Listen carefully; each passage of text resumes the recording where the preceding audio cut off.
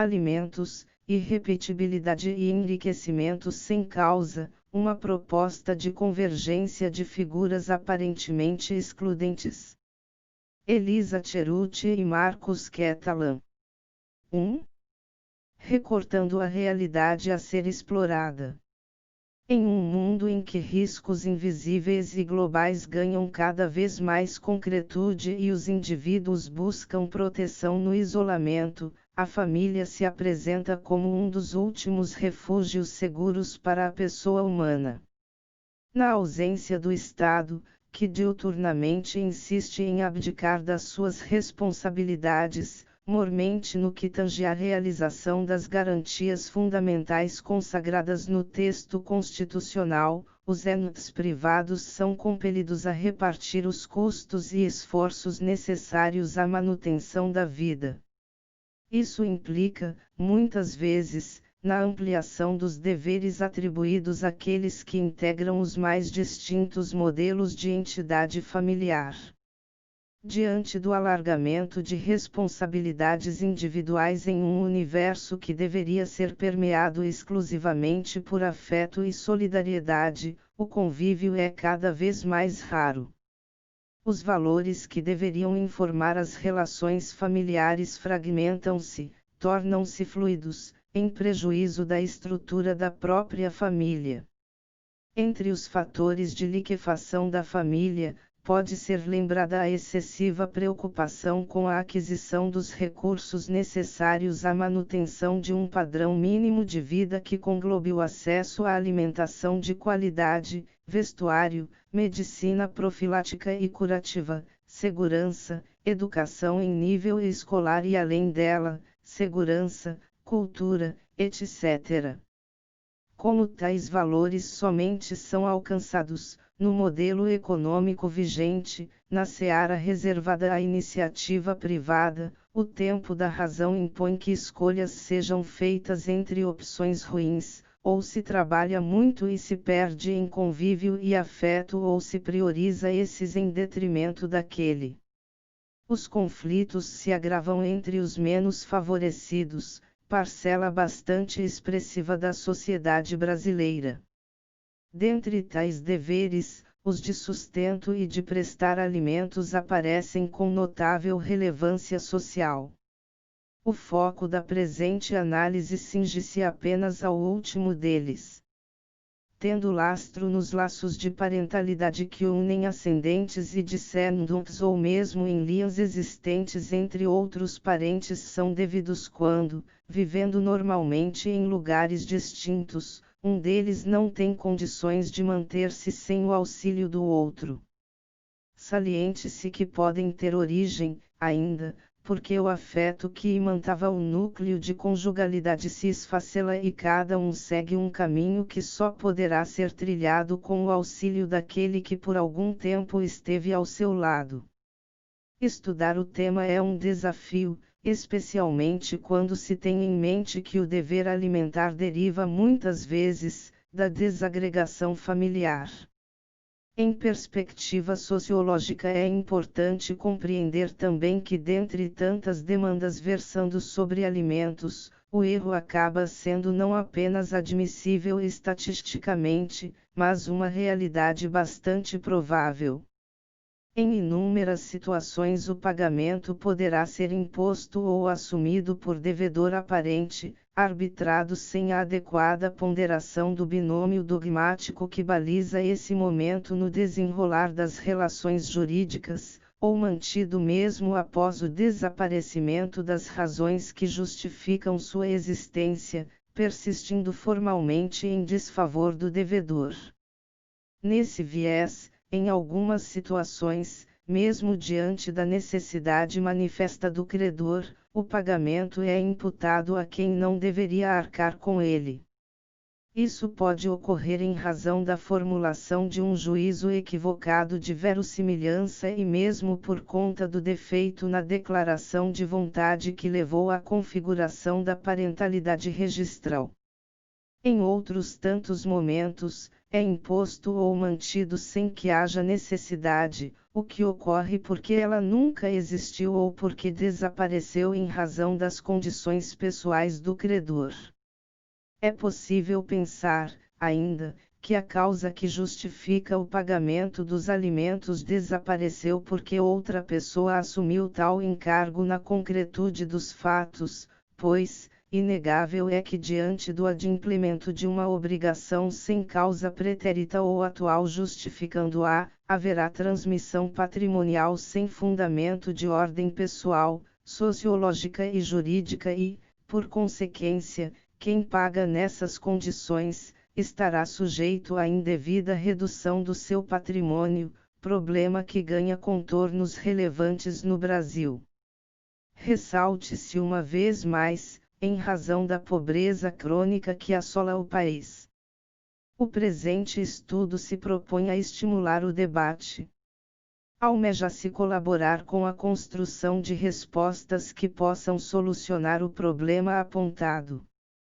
Ao contrário do que é sustentado por setor conservador do direito brasileiro, parte da premissa de que o direito de família, apesar de orientar-se por alguns princípios e regras que somente irradiam efeitos em seu interior, não pode ser analisado como se envolto em uma couraça impenetrável a influxos de ordem sistêmica e as balizas hermenêuticas dos tempos atuais.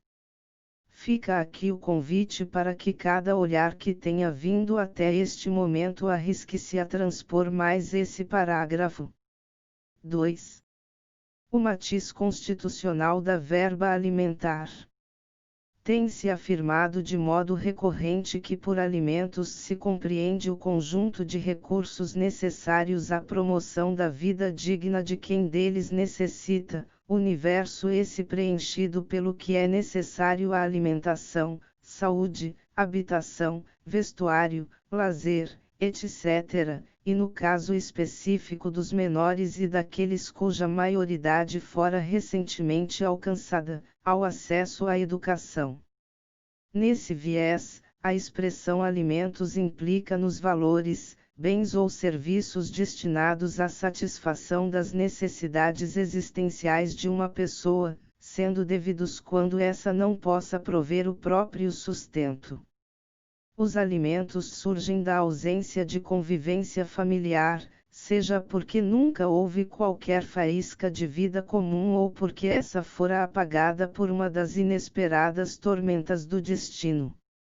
No universo do direito de família, serão devidos nas relações de parentesco, em razão da ruptura da sociedade conjugal ou diante do surgimento de deveres de amparo ao idoso, sempre que uma das partes na relação jurídica vier a necessitar deles para viver dignamente, e nos demais ramos do direito civil, por força da declaração de vontade, seja ela unilateral ou bilateral, ou ainda, da necessidade de reparar um dano.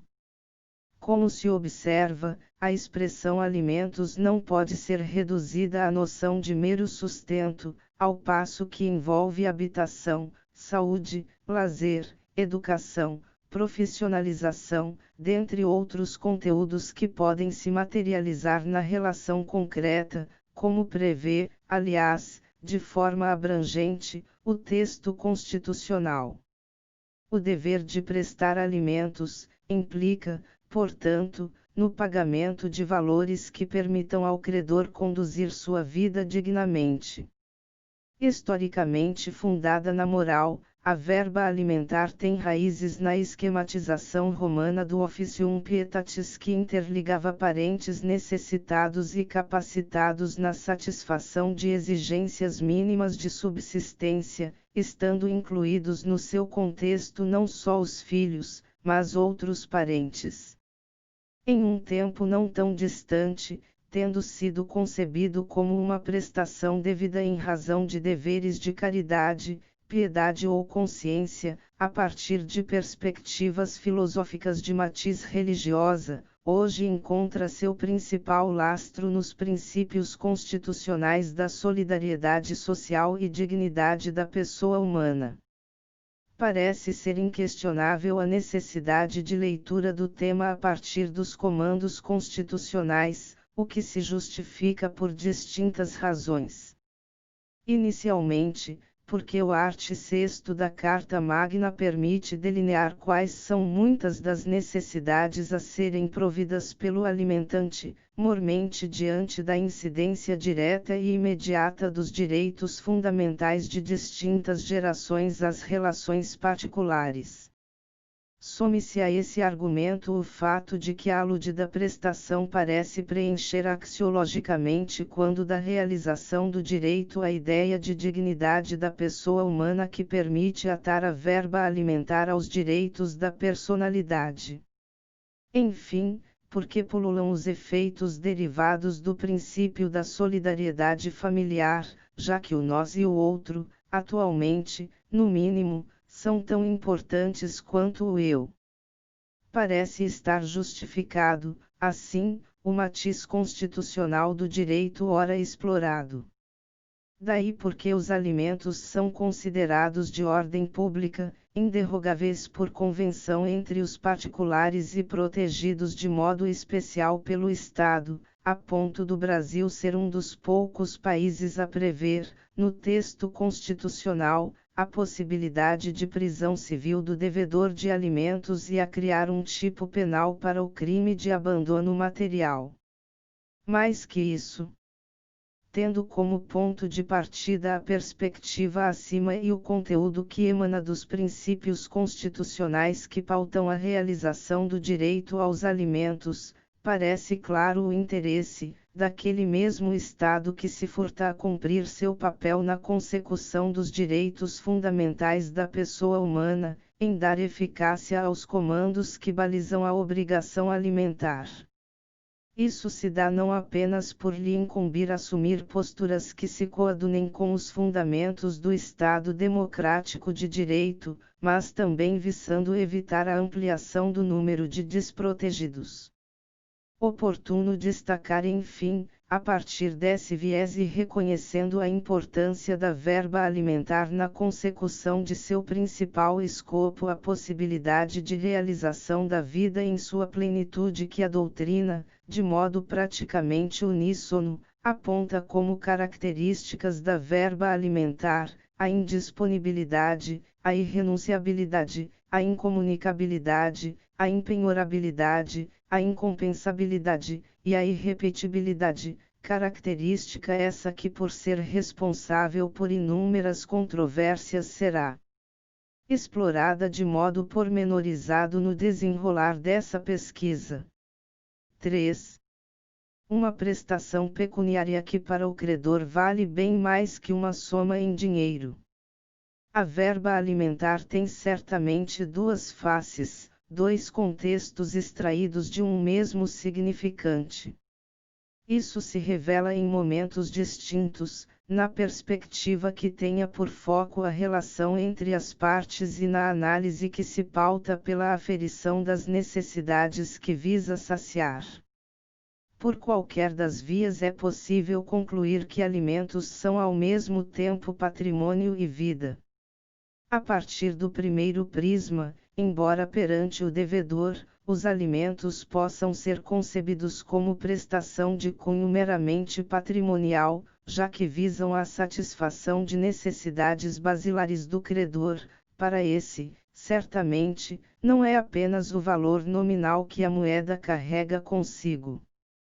Também revela sua faceta material, considerado como recurso necessário à manutenção da subsistência do credor, enquanto ao mesmo tempo, permite a visualização de seu prisma imaterial diante da importância que assume na construção da personalidade de seu destinatário.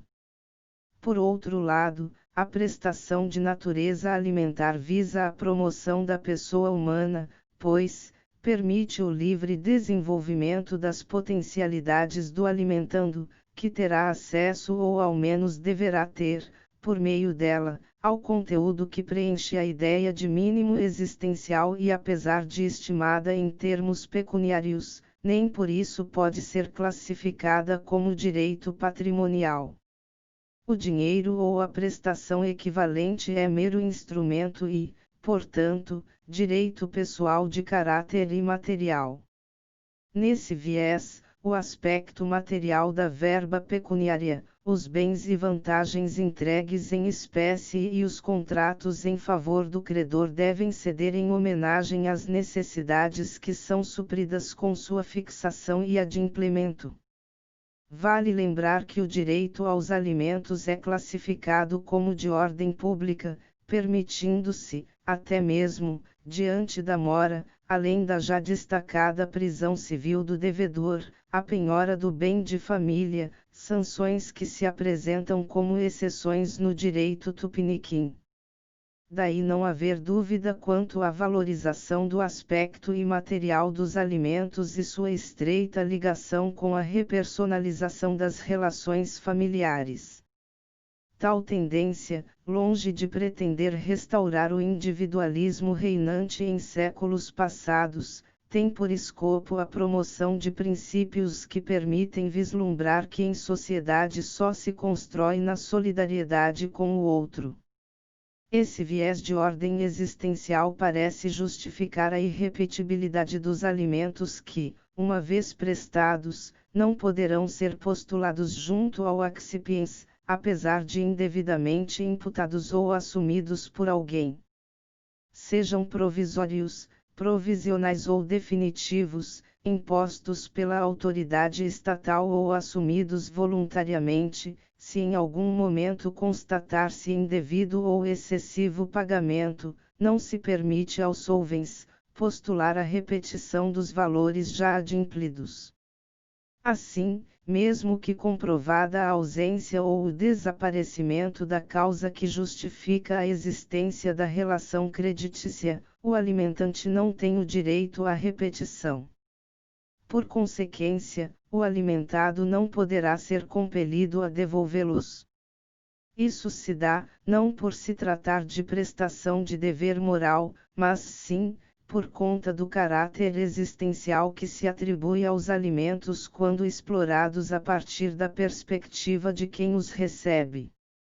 O conflito é solucionado a partir da ponderação dos valores que se chocam, e aqui, a pretensão que ampara o enriquecimento sem causa cede espaço à tutela da vida. A tutela patrimonial cede espaço em homenagem à proteção de valores imateriais. É inegável, a partir dos influxos axiológicos presentes no texto constitucional, que o estatuto jurídico do ser, compreendido em sua projeção sociológica, explode em eficácia. A partir desses argumentos justifica-se a sobreposição do viés existencial à perspectiva de ordem patrimonial. Daí que quem recebeu alimentos não poderá ser compelido a repetir o equivalente econômico do recebido. E será assim mesmo que a causa que os justifique desapareça ou se demonstre que nunca tenha existido. Em poucas palavras, não será possível postular a repetição de valores dispendidos a título de alimentos sob o argumento de pagamento indevido. Mas, como denunciado nas primeiras linhas desse opúsculo, pode ocorrer que o dever alimentar seja imposto a quem não os deve. O aludido dever pode ainda ser mantido mesmo depois de cessadas as circunstâncias fáticas hábeis a impor sua observância. Tal situação levará à flagrante injustiça que precisa ser rechaçada. Alguns passos precisam ser dados antes de se promover o ingresso nessa problemática. 4. A vedação do enriquecimento sem causa no direito brasileiro. A figura em questão, desenvolvida a partir do conteúdo que preenche a ideia de equidade, tem suas raízes no direito romano. Daí fora transplantada para o Código de Napoleão e, na medida em que manteve sua essência ao longo do tempo, acabou sendo disseminada por outros tantos diplomas legislativos. Tal processo, apesar de alguns conflitos de ordem dogmática e filosófica, se deu com aparente tranquilidade. Isso parece ter ocorrido por conta da simplicidade existente no encaixe de seus pilares e do senso comum que envolve o assunto, a existência de um princípio que o veda o enriquecimento sem causa.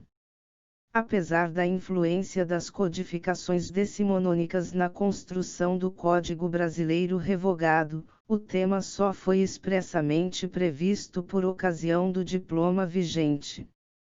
Haverá enriquecimento sem causa quando alguém obtém vantagem patrimonial à custa de outrem sem que exista uma causa que a legitime, ou seja, sem que o aludido ganho tenha uma razão fática ou jurídica que o justifique. Nesse viés, para a adequada caracterização da figura explorada, em princípio, se faz necessária a presença dos seguintes requisitos: o enriquecimento de alguém, o empobrecimento de outrem, um nexo de causalidade que ligue ambas as hipóteses e a ausência de justa causa. Inicialmente há de destacar-se que o acréscimo patrimonial se mostra como pressuposto da figura em questão. Esse deve ser visualizado não só no aumento no patrimônio de alguém, mas também, na situação ligada ao prejuízo evitado e mesmo nas vantagens de ordem não patrimonial auferidas, desde que seja possível sua aferição pecuniária. O enriquecimento poderá consistir, portanto, no deslocamento de bens ou riquezas de um patrimônio para outro, no dano evitado, na diminuição de uma despesa, na transmissão possessória, no perdão de uma dívida, em serviços prestados, enfim, na incorporação ao patrimônio do beneficiário de algum elemento de natureza material ou imaterial que justifique a intervenção do direito ao tratar a situação como merecedora de tutela. É evidente que esse acréscimo deve ser de tal monta que possa justificar a necessidade de atuação do direito. Assim, transplantes patrimoniais ínfimos não são hábeis a disparar os efeitos do princípio em questão, assim como um vento fraco muitas vezes não é capaz de permitir que o veleiro comece a navegar. Saliente-se que o paradigma utilizado para a compreensão do que seja a vantagem razoável, ou não, deve ser buscado na intersubjetividade da relação concreta. É imperioso deixar claro que o elemento subjetivo é totalmente dispensável à caracterização do lucro despido de causa que o legitime. Desse modo, ainda que aquele que enriquece desconheça esse fato, surgirá o dever de transferir a vantagem indevidamente aferida ao titular legítimo se presentes os demais pressupostos hábeis ao preenchimento da moldura delineada pela figura aqui analisada. O empobrecimento, por sua vez, consiste na diminuição do patrimônio ou na frustração de vantagem legítima. Não é necessário, pois, que o patrimônio do empobrecido seja diminuído, razão pela qual tem sido afirmado, e aparentemente com razão, que o empobrecimento é requisito que excepcionalmente pode faltar, ou então, que se deve dar ao termo um sentido mais amplo, fugindo de seu conceito usual. De fato, nem todos hão de ver diminuição patrimonial quando se deixa de receber algo ainda não incorporado materialmente ao patrimônio. Ademais, é essencial a presença do nexo de causalidade que se corporifica quando o enriquecimento e o empobrecimento derivam de um mesmo fato. Enriquecimento e empobrecimento estão indissoluvelmente ligados como antecedente e consequente ou como faces de uma mesma moeda. Tal correlação é, em regra, entre o enriquecimento e o empobrecimento, embora haja necessidade mesmo de se considerá-la a partir do viés que se põe entre o enriquecimento e o fato ligado à outra parte, pois, como visto, nem sempre haverá empobrecimento de alguém. Enfim, a causa pode aqui ser compreendida como o elemento hábil a explicar ou legitimar o enriquecimento. É mesmo sua contrapartida. o enriquecimento justificasse no fato jurídico, que pode se manifestar. É interessante destacar, sob múltiplas formas e nos mais diversos ramos do direito civil, no direito das obrigações, dos contratos, das sucessões, no direito de danos, e por que não, também no direito de família. Apesar das multifacetadas especificidades de cada hipótese que possa ser pensada, fato é que, em perspectiva sistematizadora, se a vantagem auferida não estiver atrelada a uma causa, carecerá de legitimidade. Quando falta a causa ou essa é injusta, o enriquecimento deve ser reprovado pelo direito. A par dessas noções, é possível afirmar que toda aquisição patrimonial precisa de uma causa que a justifique, ainda que essa consista em ato de apropriação ou de mera liberalidade. Não é essencial, portanto, a presença de comutatividade ou reciprocidade no fato jurídico que está em sua origem, até porque o direito reconhece a existência de atos, negócios e mesmo de fatos jurídicos unilaterais. Ninguém pode enriquecer do nada e o direito, a par dessa informação, não admite que alguém obtenha um proveito econômico às custas de outrem, sem que esse proveito decorra de uma causa juridicamente reconhecida. Uma vez estando presentes os pressupostos ao preenchimento de sua factispecie, deles surge o direito subjetivo e ao contrário do que ocorre na responsabilidade civil, na qual a reparação deve ser integral, na figura sob análise a restituição baliza-se pelo acréscimo patrimonial desprovido de causa e não por sua diminuição. Assim, quanto à estimativa do valor devido, em regra há correspondência entre o que se ganhou e a diminuição suportada.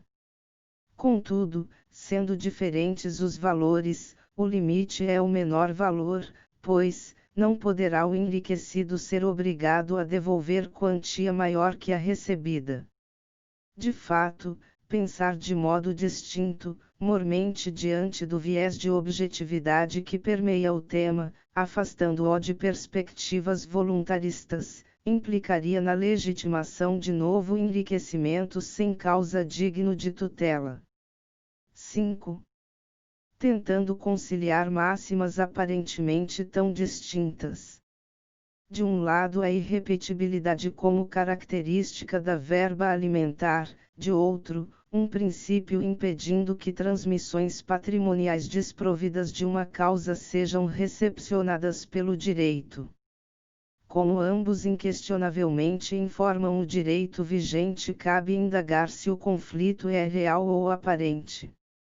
Em caráter exemplificativo, podem ser pensadas hipóteses nas quais se impõe ao devedor arcar com o pagamento de alimentos por ele não devidos, outras em que assume tal responsabilidade em razão de defeitos na esfera volitiva ou paga quantia maior que a devida.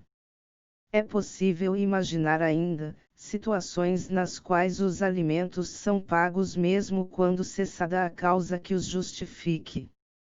É evidente que os grupos de casos aqui pensados, provavelmente não esgotam a vastidão da matéria, até porque, esse não é o intuito da reflexão. Objetiva-se, ao contrário, sistematizar o assunto, afastando-o da praxe tupiniquim de análise meramente casuística. Antes será necessário demonstrar que os alimentos não são passíveis, uma vez pagos, de repetição. Impõe-se, para o sucesso da missão, desconstruir argumentos que não se coadunam com essa visão e reconstruir sobre os escombros que serão deixados as premissas que embasam a tese. Dentre os autores que sustentam a necessidade de mitigação dos efeitos da característica da irrepetibilidade, Carlos Roberto Gonçalves reconhece que, embora os alimentos destinem-se ao consumo daquele que deles necessita, será possível postular a repetição dos valores pagos se houver dolo em sua obtenção e na hipótese de erro no pagamento. Idêntica é a opinião de Arnaldo Marmite. Fernanda Tartucci se insurge contra as situações em que há dolo do devedor. No mesmo viés, Silvio Venosa defende a mitigação da ideia da irrepetibilidade da verba alimentar quando houver erro quanto à pessoa de credor ou na hipótese de desconto equivocado, por excessivo, em folha de pagamento. Belmiro Pedro Welter, por sua vez, focando sua argumentação na demora do processo e na incorreção de decisões interlocutórias ou sentenças com recursos pendentes, sustenta que a dogmatização da ideia de irrepetibilidade chega a fomentar uma indústria. Segundo o autor, em certos casos, após ampla prova e aferindo-se que ao devedor se impôs o pagamento de valores indevidos, ainda assim a propriedade lhe é confiscada sob o manto da legalidade. Rolf Madaleno, aliás, argumenta ainda que nos pleitos exoneratórios, restando provado o desaparecimento da necessidade do credor, esse deverá reembolsar o que recebeu. Fica claro que o paradigma utilizado nos argumentos destacados está atado a duas premissas muito pontuais: a perspectiva voluntarista e as mazelas do processo. Em linhas gerais, parte dos argumentos considera que se houver vício na esfera volitiva será possível pensar em repetição do indébito. O lastro desses argumentos parece estar atado ao paradigma voluntarista que informava o pagamento indevido, construído, vale lembrar, para solucionar problemas de índole patrimonial. Os últimos têm em conta alguns problemas que somente se manifestam na seara processual. Todos eles ignoram, entretanto, que a baliza nesses casos é outra, cujo foco se encontra no objeto tutelado e não na vontade declarada, e na natureza daquele perante o credor, que, como visto, é manifestamente existencial. Essa carga axiológica não pode ser ignorada, ainda que na praxis, os processos não tramitem na celeridade necessária e neles não sejam proferidas decisões que relevem as intersubjetividades e contingências atadas a cada hipótese surgida no mundo dos fatos. Ratifique-se, no conflito de interesses que surge do pagamento indevido de verba de natureza alimentar, deve ser considerado mais relevante o do accipiens, diante da natureza existencial que o recheia, quando comparado com o do solvens e do caráter patrimonial que a verba representa para ele. Vale lembrar que, analisados a partir da perspectiva prestacional, os direitos fundamentais, ao mesmo tempo em que se apresentam como parâmetros hermenêuticos hábeis a balizar a mediação das regras e princípios infraconstitucionais quando da realização do direito, se apresentam de forma a vedar a adoção de comportamentos que atentem impedir a realização de seus fins. Parece mesmo ser possível pensar que os riscos, diante do sopesamento dos valores em jogo, são impostos ao devedor, que supostamente terá melhores condições de suportá-los. Desse modo, embora sedutores, tais argumentos não resistem a uma análise mais atenta. Autorizar a repetição, a compensação ou mesmo demandas lastreadas no abuso de direito implicará na violação reflexa de um direito fundamental. Como diria o poeta, a mão que afaga é a mesma que apedreja. Isso não quer dizer necessariamente que esse último não possa de algum modo ressarcir-se, tema que fecha, logo à frente, essas reflexões. Retomando os argumentos em favor da possibilidade de repetição do indébito, Rolf Madaleno se insurge contra o paradigma da irrepetibilidade. Defende que tanto quando os filhos são maiores, como nas hipóteses em que as partes provem de uma relação de conjugalidade desfeita, é hialina a possibilidade de ressarcimento dos alimentos indevidamente pagos. fundamenta sua tese na possibilidade de acesso ao sustento pelo credor e nas mazelas do processo. O problema é que uma vez mais não considera o caráter existencial inerente aos alimentos, perspectiva que independe da capacidade do credor e que sempre permeia a relação e que as premissas que informam a matéria não estão ligadas à autoridade parental, mas aos laços de ancestralidade e à solidariedade social. Outra tese digna de nota pauta-se na controvérsia quanto à forma, momento e consequências da exoneração. Discute-se se a mesma deve operar automaticamente diante da maioridade ou de outra causa excludente, com risco de acarretar prejuízos ao alimentado ou se deve ocorrer apenas ao final de ação exoneratória, podendo acarretar, nesses casos, prejuízos ao devedor, enquanto o credor, confiante na irrepetibilidade dos alimentos, poderia se valer da demora do processo. Sustenta-se, por consequência, que se ao fim da ação exoneratória restar patente que o alimentante possuía recursos próprios ou condição de auferi-los, impõe-se a restituição, pois, soa injusto não restituir alimentos claramente indevidos nesse estágio da independência do credor. A aludida tese, de viés notadamente patrimonialista, desconsidera algumas perspectivas relevantes.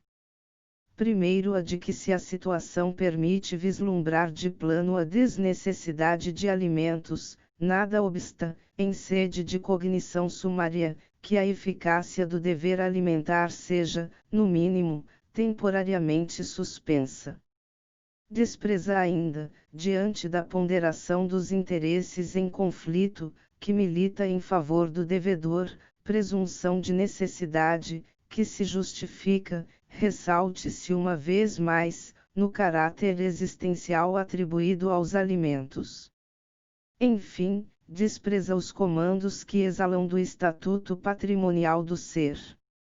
No outro viés, Sérgio Giscov Pereira frisa que circunstâncias especiais poderão levar a um resultado diverso da regra da irrepetibilidade, sob pena de injustiça. Youssef Said Carrali entende, a seu turno, que eventuais exceções devem ser pensadas ponderadamente, nada impedindo que os valores pagos a mais sejam computados nas prestações vincendas, operando-se a compensação dos créditos, desde que essa não comprometa a subsistência do credor, o que, reflexamente, autoriza a repetição de valores pagos a título de alimentos. Os argumentos são interessantes e a adesão aos mesmos é tentadora.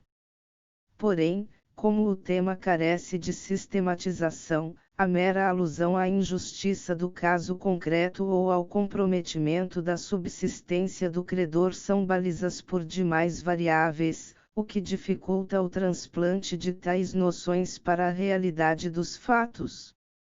Nunca é demais lembrar, que decorrentes do preenchimento do conteúdo do que seja a dignidade da pessoa humana, a despatrimonialização e a repersonalização das relações jurídicas, mormente das relações de direito de família, são marcadas pela valorização de aspectos existenciais em detrimento da elevada importância dada outrora ao viés patrimonial como diretriz do processo de realização do direito. Portanto, desconstruídos os argumentos tecidos pela doutrina em favor da possibilidade teórica de repetir verba alimentar indevidamente paga, em quaisquer casos, independentemente das intersubjetividades inerentes às distintas situações que podem se apresentar como hipóteses de pagamento indevido, parece mesmo prosperar a tese que veda tal pretensão. Ocorre que, como antecipado, aquele que paga indevidamente, nem sempre se impõe o prejuízo. Desse modo, havendo imputação judicial ou assunção voluntária da obrigação em desfavor de quem não seja parte na relação jurídica de parentalidade ou mesmo redistribuição do dever de sustento, será possível postular o reembolso do valor pago junto àquele que deveria responder pelos alimentos. Nesse sentido, sem maiores explicações, Arnoldo Aldi destaca que se o pagamento foi realizado por quem não os devia, esse pode buscar a restituição junto ao verdadeiro devedor, nunca contra o alimentado. Compartilham da primeira parte desse entendimento, limitando-se a reproduzir a assertiva anterior, Maria Helena Diniz e Pedro Belmiro Welter. Youssef Said Carrali afirma que a tese é discutível. Considerando que o enriquecimento sem causa se projeta no direito sob duas principais formas, princípio que atua como parâmetro hermenêutico e fonte de obrigações, parece razoável sustentar, acoplando ambas as vias, que aquele que paga por outrem tem direito ao reembolso das quantias adimplidas. Há manifesta necessidade de combater o deslocamento patrimonial injustificado. Disso não se duvida. Ocorre que, como sustentado acima, não há como compelir-se aquele que recebe alimentos a repeti-los. Por outro lado, resta patente que o pagamento de alimentos for efetuado por quem não seja parte na relação de direito material, ainda que aquele que se beneficia desconheça esse fato e mesmo a existência da própria relação, é inegável o indevido enriquecimento, pois, deixou de ser compelido ou de assumir voluntariamente seu dever jurídico. Em tais hipóteses, o enriquecimento deve ser enquadrado na modalidade, resultado de despesas feitas por outrem, sendo ululante o surgimento da obrigação de ressarcir o valor pago. Tal situação estará configurada todas as vezes que se demonstrar que o réu não é devedor ou que não é responsável pelo adimplemento por existir alguém que deve ocupar essa posição jurídica. Enquanto exemplos, além das já destacadas hipóteses de pagamento por quem não é parte na relação jurídica de parentalidade, como é o caso da figura do pai aparente, e da redistribuição do dever de sustento, como no caso de ex-cônjuge que forma novo núcleo de conjugalidade com quem tenha condições de assumir o dever de sustento, vale ser lembrada ainda a situação dos devedores subsidiários. Pensando em situações comuns nos núcleos de parentalidade, não são apenas os pais que respondem pelos alimentos em prol da prole. Avós, bisavós e mesmo irmãos, ainda que isso ocorra em caráter subsidiário, sucessivo e complementar, poderão ser compelidos ao pagamento de alimentos. E isso ocorre em razão de explícita lógica, as necessidades existenciais do alimentando. Pode-se afirmar, assim, que tais parentes assumem a posição de garantidores existenciais, o que se dá sem que sejam responsáveis diretos. Ora, parece razoável, portanto, sendo compelidos a complementar parcial ou integralmente os alimentos devidos pelos pais, que os parentes aqui denominados garantidores existenciais possam postular, daqueles, os valores destinados ao alimentando, mormente quando quem tem o dever de alimentar tem a melhor situação patrimonial ou patrimônio oculto. Nas hipóteses pensadas, se como demonstrado acima, o elemento subjetivo é dispensado, bastando demonstrar que existe um devedor por força da relação de direito material instituída ex lege e que outro fez o pagamento. No que tange ao valor, esse deverá ser integral ou parcialmente reembolsado. O paradigma aqui deve pautar-se pelas possibilidades do verdadeiro devedor e nunca acima daquilo que foi efetivamente pago pelo falsus solvens. Há prazo para o exercício da pretensão aludida e esse sem dúvida deverá, em razão de sua natureza prescricional, ser respeitado. Por fim, também parece ser possível admitir que quando o pagamento é realizado por meio de terceiro, havendo qualquer irregularidade a esse imputável, deverá reembolsar os valores indevidamente pagos. Como exemplo, se os alimentos são retidos em folha de pagamento e há indevido desconto, quem o promove deverá arcar com tais consequências, não podendo o devedor arcar com o prejuízo, situação que se justifica, pelos argumentos já tecidos, mas especialmente pela vulnerabilidade do devedor perante aquele que efetua, de fato, a transferência patrimonial. Aqui o paradigma deve pautar-se no integral reembolso da quantia que fora indevidamente descontada do devedor. Em apertada síntese, é possível afirmar que haverá direito de postular o reembolso quando o devedor aparente, diverso do devedor na relação de direito material, seja obrigado ao adimplemento ou haja erro do terceiro que faz pagamento pelo e em prejuízo do devedor. Isso, desde que seja possível postular a recomposição patrimonial junto à pessoa distinta do alimentando. O enquadramento aqui não está atado à noção de pagamento indevido, mas à hipótese de resultado de despesas feitas por outrem. Enfim, seja o credor capaz ou incapaz, oriundo de relação de parentalidade ou conjugalidade, não poderá ser compelido a repetir as verbas que recebera.